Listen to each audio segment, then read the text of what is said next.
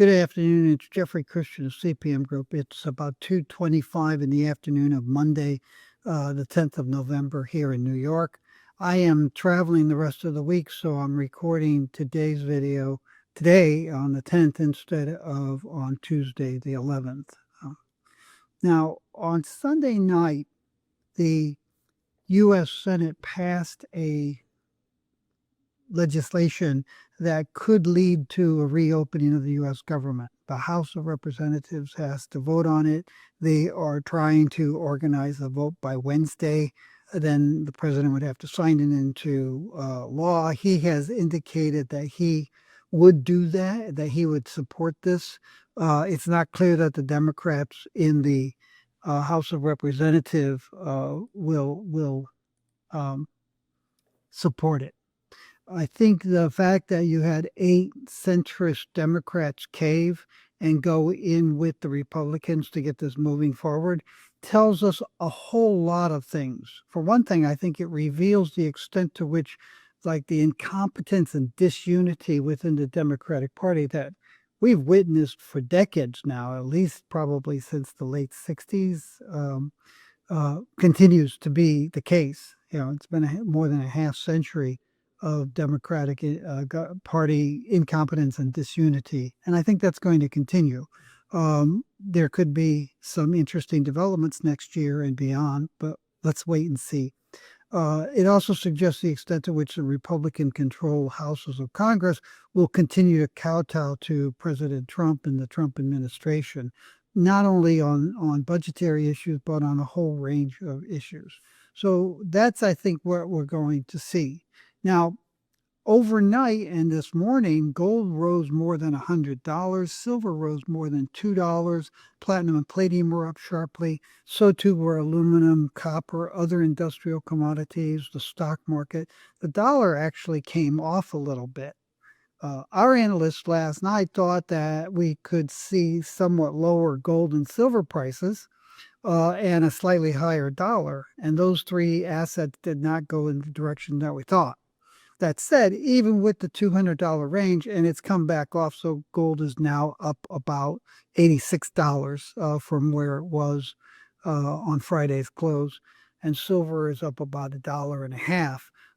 Even with those bigger moves this morning, the prices have stayed within recent trading ranges as far as CPM Group is concerned, and we continue to say, let's wait and see how things go.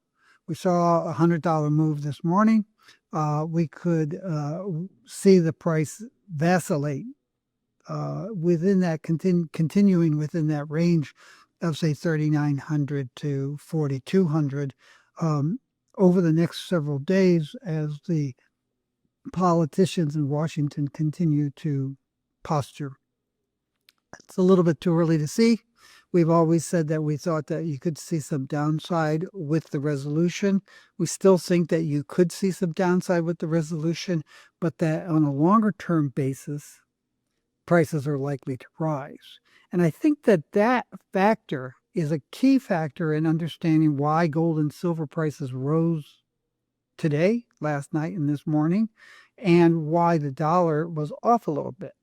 I think there are two things that financial markets are signaling in the way they approached gold and silver in this thing. The first one is they're waiting to see what's going to happen with the House of Representatives, where the deal could be scuttled. Our expectation is that it will not be scuttled and that the House of Representatives will agree to this legislation to get the government opened again. There's just too much economic destruction across the entire U.S. economy. It's not just people who rely on various government supports. It's also a lot of industries that rely on government supports. They don't like to talk about that. Don't like to call it entitlements. Don't like to call it socialism, government supporting government corporations. And economic enterprises, but there's been a lot of economic destruction. Goldman Sachs, which has a good group of economists, estimate maybe 1.5% of GDP economic output for the year 2025 has been obliterated by the lockdown. Our view and what we look at a host of other economic groups, the range is probably between 1.25% and 2% that we will have lost economic activity over the course of this year due to the lockdown. The second thing I think that's going on, which is more important, is that I think the financial markets are taking a slightly longer term view. Yeah, it's important for the next couple of days, but I think that financial markets were looking at the likelihood that the political problems and their negative economic consequences that have been going on in Washington and on a global basis are going to continue. Within the U.S. government, you will have a dispute between Republicans and Democrats in December over the ACA, Affordable Care Act renegotiations. You will have another budgetary crisis in January, and then you have the whole of 2026 leading up to next November's midterm elections. So we think that the financial markets are saying, okay, maybe you're digging yourself out of the hole that you dug yourself and threw us all into now, but there's a bigger hole that we're still stuck in, and you guys aren't really showing any signs of getting beyond that and doing your job in an effective political fashion. So, the reality is that 2026 is coming, and we have a lot of economic problems and financial problems and political problems and social problems that are continuing, which will probably continue to support investment demand for gold and silver and continue to push gold and silver prices higher. So gold is up $86 from Friday's close as we were preparing this a half hour ago. Our expectation is that it's still in that consolidation range. We do think that the prices will rise further on a longer term basis. Silver prices, as I said, they're up they were up $1.56 half hour ago when we were preparing these slides. They got up over $2. They got over $50. They continue to have upside pressure and potential. But the reality is that we're in that range of, you can say whatever you want, $46 to $50 or $38 to $54. We're still in that consolidation range. Longer term, we do think that the prices will rise strongly. But in the near term, we're suggesting caution to our investor clients. Platinum prices were up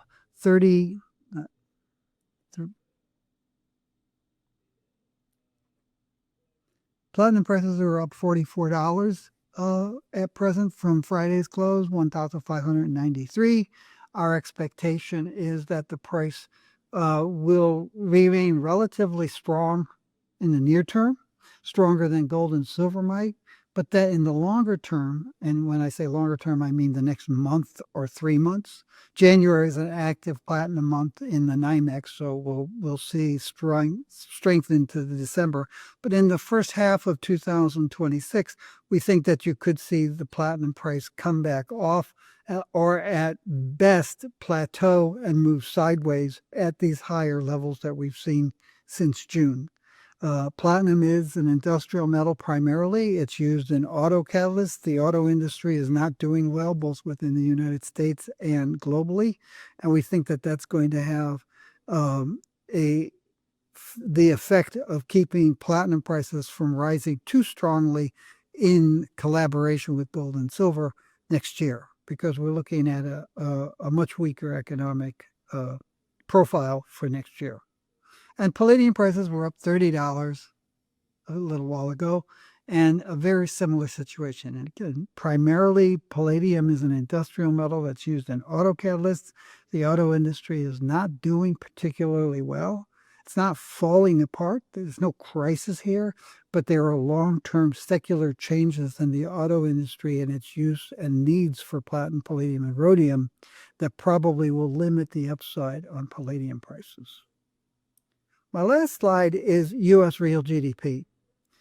U.S. real GDP declined 0.7% in the first quarter of this year as a lot of people pulled back from spending and a lot of corporations pulled back from hiring and hiring and buying business equipment and building new plants in the changeover of the U.S. government and the uncertainties and risks as to what that meant for the economy.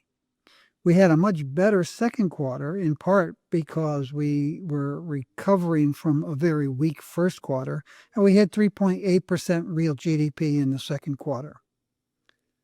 If you look at it on a full year, because it's the full years that really matter, we had about 2.4% growth in 2023, about 1.8% growth in 2024.